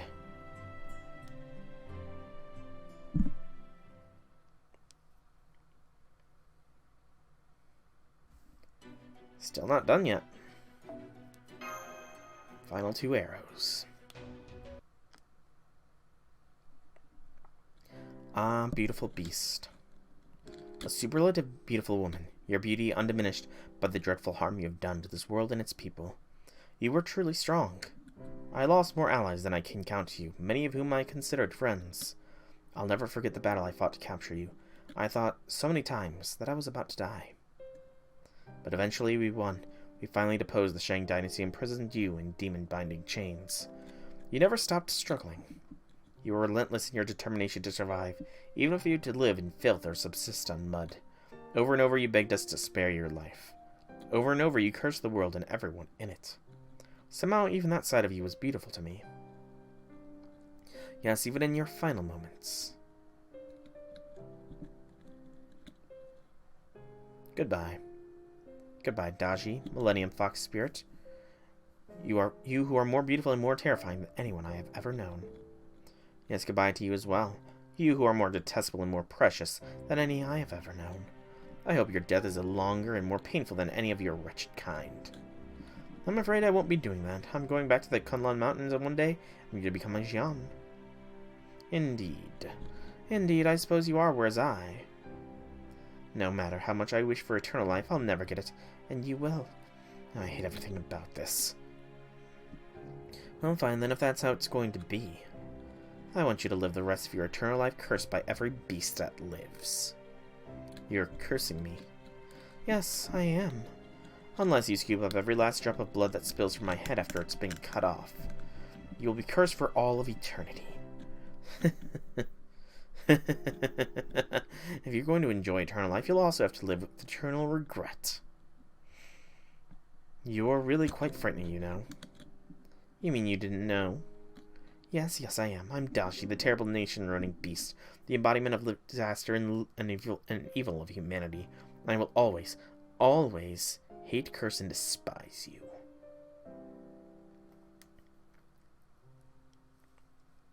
According to legend, Taigong was so absorbed in his writings during the final days of the Shang dynasty that his wife filed for divorce and left him. Years went by. After the fall of the Shang dynasty, after Liu Shang gained tremendous acclaim for his role as the head of tactician of the new Zhao dynasty's army, he was given a domain of his own as a reward for his service. Shortly afterwards, his former life reappeared, seeking reconciliation. In response, Liu Shang spilled some water from a bowl and said, "If you can return this water to the bowl, I will let you back into my life." But of course, spilled water never returns to the bowl. What has been spilled can never again be what it once was, a sad fact of life. You want to know what actually happened? Well, how can I put this?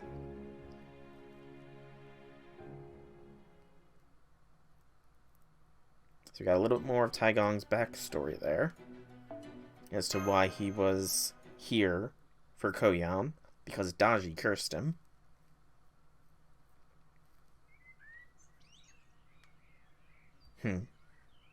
Where am I?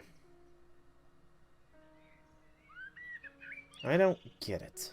I heard heroic spirits stayed in the Throne of Heroes, so if the throne is a collection of humanity's information, then this blue sky is probably a dream or something. Either that or some kind of hallucination. Even that festival of theirs is probably... Wait, a festival? Don't tell me. Now that I, the brave bogatir Dobranya Nikichim, thought to be dead and never returning, Are they trying to make my young wife take a new husband even as she waits so patiently for me? Is this what this festival is for? Some kind of bullshit wedding ceremony? Is that what's going on here? No, wait. That can't be right. I don't even know what year it is. Although, hang on. I'm pretty sure I set out to save humanity, or rather my motherland of Russia. And so does that mean heroic spirits aren't completely separated from the throne? Whatever. So, are they really going after my wife on the way again? Don't they even get tired of trying the same stunt over and over? Good grief. Still, if Russia really is in danger, I have to save it. I am the Eternal Warrior who can do just about anything. Yeah. Except raising kids. That's right, it was 1908. Oh boy. And that year, I, Dobranya Nikitch, materialized in Russia. As a Bogatyr of the Sun Prince, I had some ties to the goddess of the sun as well. The radiant eastern goddess was present, celebrating the birth of a new life. She said, so what if this new life is inhuman? So what if she is born screaming? Though she may not reach the sun at its zenith, she was still born from brilliant light, and that makes her my child. See, that makes sense. And so I ventured to the heart of the site of massive explosion. So Amaterasu was there to witness Koyan's birth. I made my way through all sorts of obstacles, endured all kinds of troubles and hardships. I fought and killed strange creatures, things that were neither dragon nor insect nor anything else I knew. That had been warped beyond recognition by the fragments of the rock that devastated Tunguska's forest. There, on top of a pile of fallen trees that had been burnt to a crisp, I found you, still a baby. I gave you a name, and I gave you food. I stayed with you for as long as I could, but I was still only a heroic spirit, an empty, transient shadow. I couldn't be there to raise you to adulthood, much as I wished otherwise. I couldn't be there to lessen the burden of your curse, or let you vent your frustrations. I could only be there when you met your end. I'm sorry, Yaskaya. I hope you can forgive me.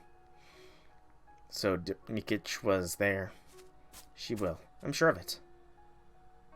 Not you, my beloved spouse. If you don't believe me, check for yourself one day. I bet you'll find Yaskaya is more willing to forgive than you suspect. You think so? I hope you're right. I can't imagine she will. Still. It would be so nice if she would. Oh. So Koyan did have a parent, technically speaking. Amaterasu was there to witness the birth. And did claim her as a daughter. So, servant profile of Beast the Fourth has been updated. So humankind unnecessary, although caring, cruel, and cold, if outwardly show it, her love is genuine and deep. Embodiment of unforgiving nature world, she would almost never coddle them. Despite her errant cruelty, she is still Tamamo no Mai at heart. Which means she's also a bit of a softie. She is still Tamamo no Mai at heart. No respect for human rights, actively working on wiping them all out. Yeah, she hates the human species, everything human is so disgusting, doesn't hate them because they're dirty. If anything, there are some pleasures that can only be enjoyed because they're duty. I don't hate every human, there's at least one exception. Hugh Hefner. She doesn't hate Hugh Hefner, that's hilarious. The grand secret goal.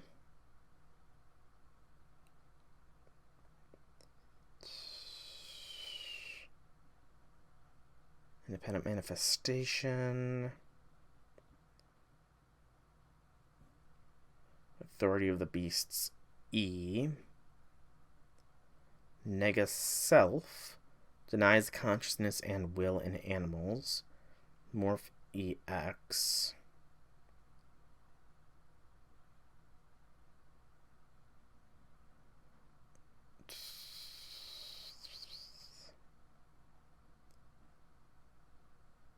She thought she might be an alternative, having no recollection of Koyan being one of her tails. Contacted. They're not fox ears, but rabbit ears. As the rabbit exists solely to be prey, and since she contains a rabbit's soul, she has no sympathy for predators, regardless of if she's allied with them. In confrontation between Foreign God and Chaldea's ultimate goal is to sweep in after one had lost, absorb them both, and become the new evil of humanity. Not as Beast the 4L, but as herself. If she had her way, she would have liked nothing more than for Chaldea to emerge victorious, so she could sew the master who saved humankind into her body as the ninth tail, folded it by making them watch as humanity was finally destroyed. Wow, that's kind of wicked. Stagnation was injected by Cernunnos. She did succeed. She remained immature and half-grown, ensuring she could never become one. That's why she has no beast name, for as the beast of affection, she couldn't bring herself to attack humanity directly.